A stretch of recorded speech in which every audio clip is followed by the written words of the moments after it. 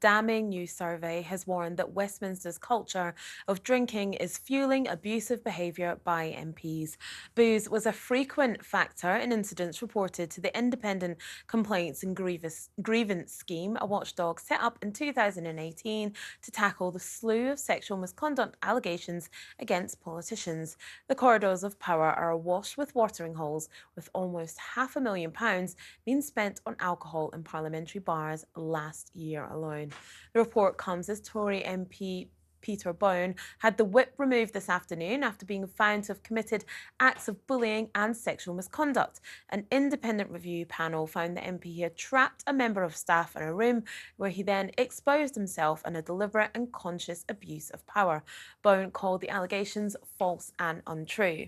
I think there's an element of stating the obvious here going on, that of course, if you have bars in Westminster and alcohol is part of, fueling this culture of bad behaviour in Westminster. Yes. Yeah, subsidised alcohol. Yeah, I mean, there's just a whole lot of stating the obvious. If you've got all these egos and you have all this cheap booze, then yes, you're going to have misconduct and abuse of power in the seat of government. And I think these MPs should absolutely be ashamed of themselves. Absolutely. And sexual assault aside, why are they getting on the sesh when our country is in a mess? There are no other companies in this country that allow their employees to just get drunk in the aisles. You don't see NHS staff drinking. And on the job. And it's just ridiculous. So, well, I'm going to take a slightly different tack, having been there and enjoyed the cheaper booze in Parliament. I do think there's an important point to this, which is at the end of parliamentary business, if you go to a bar, you relax, you start having other conversations as well. And however, then you expose yourself in the toilet. No. What I was going to say, the availability of alcohol does not excuse your behaviour.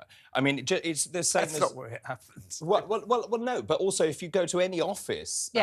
Party, for example, you cannot then behave inappropriately. It would be totally wrong. But I half agree with you in that it's not the alcohol that's the problem, it's the people who are the problems.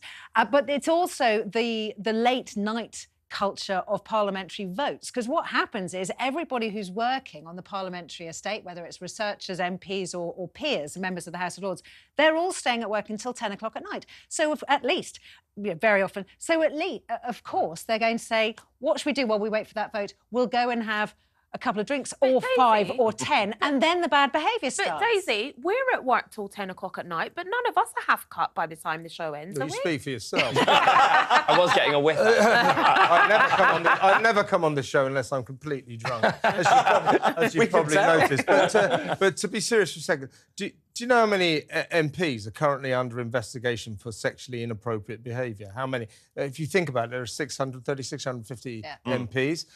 200 or so of them are women, so we're talking about 450 or so men. 56 are under investigation for sexually inappropriate behaviour. 56. That is disproportionate and weird. But I do think, if you close these bars on the parliamentary estate, they're grown-ups. They'll find somewhere else to drink. I mean, all we can hope for, all we can ask of our elected representatives is they start to be a bit more responsible about this. But I don't think closing the bars will make any difference. To see how much a pint is, and it's apparently £3.56. A glass of wine. Yeah, a glass of wine is £3. Now. I think it's disgusting. That's crazy cheap. It's so bad. And what you were saying, to your point, that sounds good to me. Just don't get if you're getting that drunk at work, you shouldn't be at work. So that's the problem just at the beginning. Forgetting the sexual assault, which is obviously awful and shouldn't be happening in any workplace, let alone anywhere. But they're getting drunk at work. Yeah, I think Kevin's point about the proportion of if we assume that even some of those are wrong-uns and ne'er-do-wells, that's a really big number. And it leads you to think, is it because bad people go into politics, or is it because is it nature or nurture? Does Parliament nurture wrong-uns? I think I think it does. They get an ego boost. It creates an imbalance of power. These MPs, they're the superstars in their own Hollywood for ugly people, and the researchers and the PAs and all those people revere them like gods, and some of them abuse that position.